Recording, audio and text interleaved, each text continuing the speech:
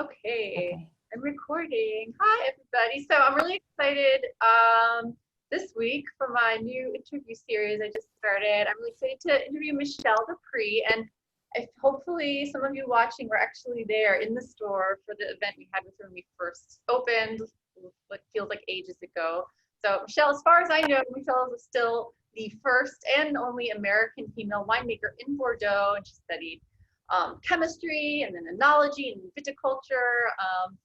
And yeah, I'll keep the intro short and sweet like that and get right into it. And I know one of the most interesting and challenging things I'm sure that's going on in her life right now, we can talk about it, that she's currently dealing with harvest over in Bordeaux remotely because she's stuck here in the States.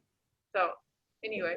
Yeah, it's kind of, it's an unusual thing to not be, I mean, this is the first time in 16 years, I think, that I haven't been in, where I'm making the wine and making the wine myself. So it's a little, that's unusual. It's really nice to be where I am right now because it's autumn in North Carolina and I've never been here in the autumn. So it's really just, it's beautiful, but it's definitely very bizarre to not be in the cellar right now while they're picking. So it's kind of, they started harvest on the Merlot on Thursday. So it's just a little bit. Round of picking. Is that the Pardon? first round of what? Yeah. Yep. So they'll pick Merlot is first, and then the Cabernet Franc will probably be next week or early the week after. So and it's slightly earlier this year. Usually we are typically like first week of October at one vintage. I think 2015 we started October 10th. So it's a little, it's usually right around there. And this year was, much earlier. So, and actually normally I go to Spain first. I don't know if you knew that, but I work in Spain in Montsant first with Pep and Patri at Cellar Comunica. And then, the Nîmes project, Mazcaz, that gets underway, and then Bordeaux's last. So, which is usually around the first week of October. So, it's kind of a weird time to be missing all three, but it's okay. We have Zoom. Literally like picking, getting like FaceTimed in the vineyard, like. It's all like phone, computer, WhatsApp, emails, all that stuff. Like however I can, communicate, and however they can communicate to me is just how we're getting things done. And the other thing too is that I feel, I definitely started panicking in July when this just was not going away and the restrictions were not being lifted, and in France and for American travelers. And so, yeah, what can I do? But I don't know. It's a kind of a strange moment. But anyway, go ahead. Sorry, I didn't. Yeah, no. I'm so curious about. I don't even know how. Yeah, sounds frustrating and. Well, I feel like the good thing is that I've been doing it, I feel like, long enough with the people that I've been working with that Good. I feel like we know each other and we know what Pentimento is, and all that stuff. So it's just a matter of everybody kind of checking in with each other and saying like, XYZ, and this is how we're going to do it, and or please do this, please do that, and then we'll see how it's going to happen. But so if you guys and obviously like when the wines are released, it will be, if we want, sorry. Oh yeah, no, go ahead. I think we would delay. No, just like when the wines are to be released, probably, Pentimento will probably be in like 4 years from now. It will be, in collaboration or something on the back label that, due to my ad or something, X, Y, whatever. We'll have to, but I think that there are a lot of people in my situation who make wines in other places that, or anything in somewhere else, they can't be there. I think that 2020 is going to be a big moment for a lot of things we've done remotely and in collaboration with people who are on the ground, actually doing the physical work. So we'll see. Can't wait to try it. So, and right now in the shop, so the vintage we currently have is 2014, and so pentimento is a word like used in painting where it's like about layering over, it's like painting over what's already there and working kind of with what's there and making it your own. And maybe you can elaborate a little bit more on that than I have. And then also, oh yeah, so if you guys haven't had it yet in the shop, and it's Cab Franc and Merlot, and it's so incredibly drinkable, and the price point is really friendly. It's like $26. And I mean, a lot of you might know, Bordeaux can have some hefty price tags. And also what I love about Michele's wine, it's not like super duper polished. Like it still has a lot of character and like rustic juiciness and like minerality. And there's some Bordeaux that are a little bit more just have sort of like less character and we say like a more polished flavor profile, which I prefer the more rustic styles. So yeah. So the 2014 is what we have on release now, and maybe you can talk to us like a little bit about that vintage if you can remember. There's so many of them, but yeah. Well, 2014 was great. It was just one of those. I feel like first of all, every 4 years we get some kind of disaster. It's either frost or excessive hailstorms or some really crazy thing that just kind of wipes out % of your production. So, 2013 was a disaster with mold. 2017 was frost there. Before that, 2011 wasn't so great, but 9 and 10 were spectacular. And then 11 was okay. 12 was good. 2013 was horrible for us. I didn't make Pentimento. And then 14 came back and it was just amazing. 14, 15, and 16 were great. Yeah, we're getting 16. It was people. Yes. So as soon as the 14 runs out, we're going to release the 16. 14 was just one of those years. It was super abundant, really just textbook vintage, abundant fruit, really juicy, really great acidity at the same time.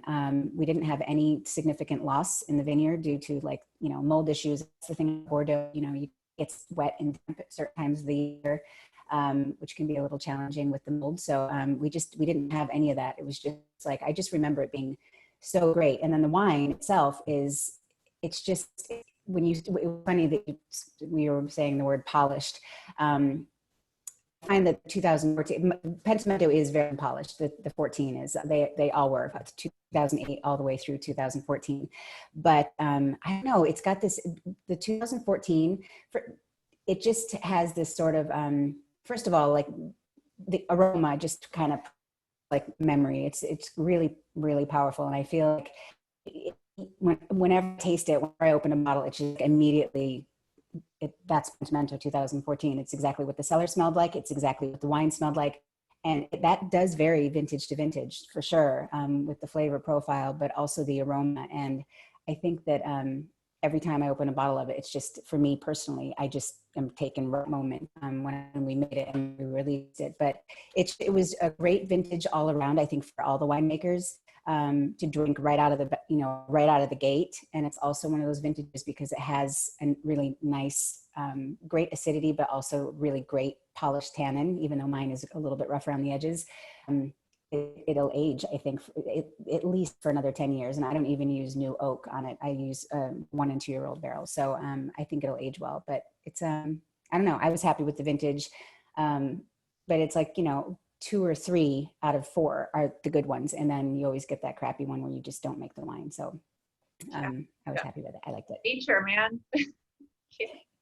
Can't mess with it. I mean, today where I am, I'm on a little surf trip and I can't surf today because it's just, these waves are way too big for me. It's just like, I can't even go out there, but what am I going to do? That's like how it is.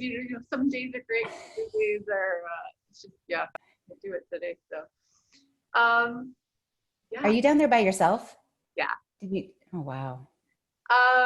Yeah, great. 0 cases of COVID where I am too. So you're kidding. Cool.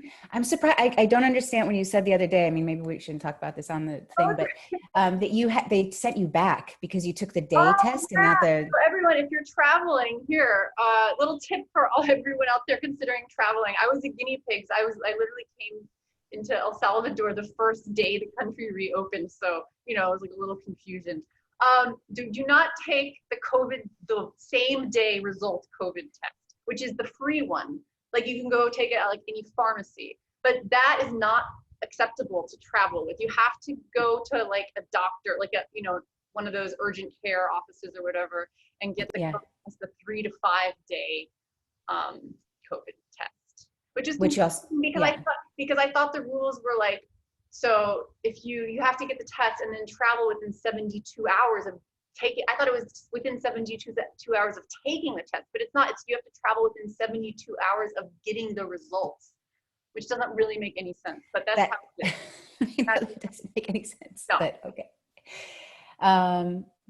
It's So the yeah, same test, right? I mean, they're not doing anything different, or I that is above my pay grade. I don't know. I guess the 3 to 5 days test is more thorough, or in some way. But then you also have 3 to 5 more days to get COVID. Like if you're, while you're right. waiting for your If results. you're literally on your way to the airport that same afternoon. So it's weird.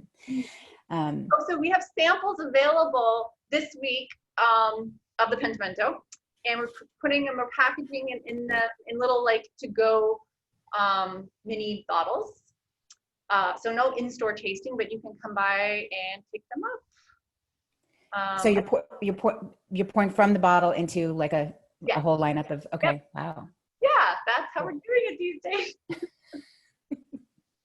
And also worth mentioning, I'm sure you guys, literally our #1 seller in the store since the day one is your rosé, the Maz rosé. You guys, it's the, I'll do a little like link to the photo right here. This pretty starfish, pink starfish label bottle. So yeah, so we have, that's your project that you do in Côte de Nîmes, which is just south of Rhone Valley, right? Yep. Southern Rhone.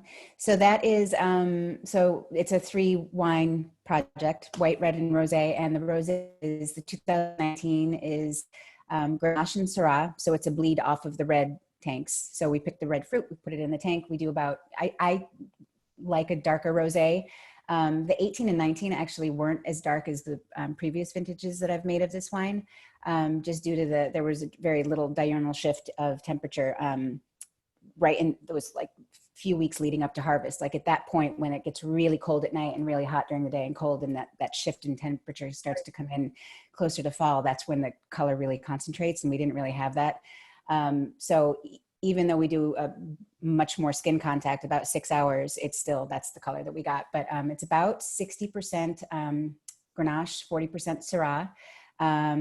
And 2019 was awesome in Bordeaux and in Nîmes. And Nîmes was like, I just remember it being, there was nothing, I can't think of anything like negative about 2019 down there, other than we had like 10% loss on the Grenache, only because there was a little bit of shattering early on in the spring, but it was super dry. It was really cold. I remember being really, really dry. Like Nîmes did not get rain it was like, they got like something like 6 inches of rain or something in the first 9 or 10 months. It was nothing. So I think that's just why some of the shattering happened, but all that happened was that we just were down a little bit, but it didn't really affect. Not the worst thing that could happen. Yeah. You what? Not the worst thing that could happen. No, it was totally fine. But it was great. Both varietals reached full phenolic ripeness. We had great acidity. The color was a little less intense than it normally is, or how I like it. But I don't know. I thought it was really good. So always really good. Thank you. Fresh. Cool. Well, I mean, I feel like we got a lot. Yeah. I feel like we can end it there. And I hope everyone learned a little something and enjoyed it, and come pick up your samples. And can't wait to hear. So can't wait to taste the. When are you going back to New York? Are you going to stay down there? I don't know yet. Oh, actually, no, I do know. I'll be back. I'll be back by in November. Wow. For what a great trip. I'm kind of jealous. Yeah. Okay, be careful down there. Okay. Be careful. Have So, fun. see you. Okay. I'll see you back in New York. Bye.